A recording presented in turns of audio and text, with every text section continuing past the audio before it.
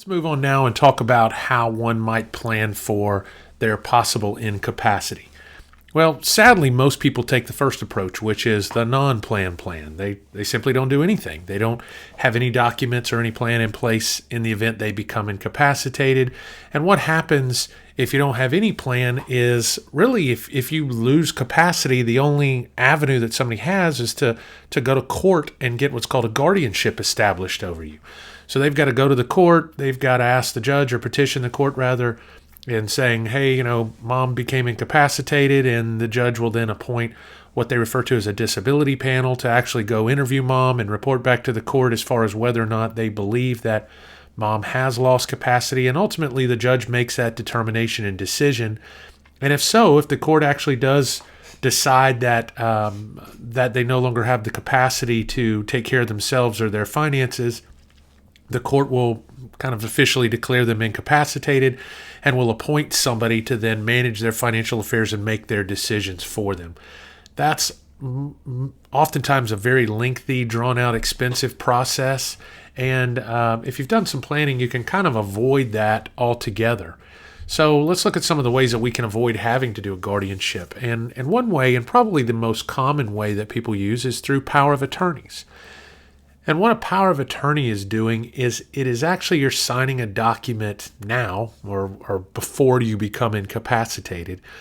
And that document is authorizing somebody else to sign your name for you or do certain things on your behalf.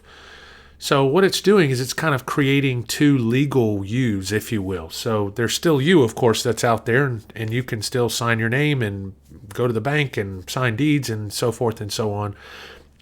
But with this power of attorney, what it's doing is it's empowering somebody else to also sign your name and do certain things on your behalf.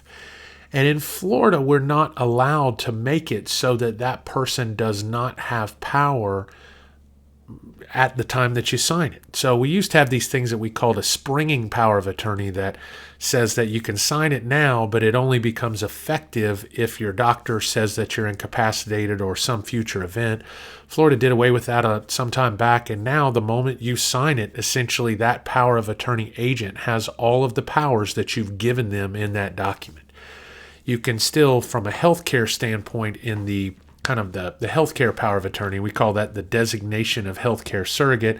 That still doesn't become effective until you can no longer make your own make your own medical decisions. But from your finances and standpoint, that becomes effective the moment you sign it. So the other way that we deal with incapacity is by using a living or revocable trust. Now, I'm going to spend some time in a little while really going into more detail about how a trust works, why you might want to use it. But for purposes of right now, what I want to say about a trust for incapacity is kind of what you're doing in a trust is you're going ahead and naming who you want to manage your financial affairs or the assets that are in that trust now. So you're going ahead and kind of picking that person and putting them in place, but they don't have any power unless and until that event occurs. So in other words, you're going ahead and picking somebody. We won't have to go to court to get them named or appointed to take over, but they don't have any authority or any power now like they do under a durable power of attorney. They, in fact, only if and when you become incapacitated do they step into that role. And one of the great things is whoever creates that trust gets to pick who determines their incapacity. So, for example, you might say, well, if my spouse and my 3 kids all agree that I'm no longer have the ability to manage my financial affairs, then that'll be the triggering event that puts this next person in.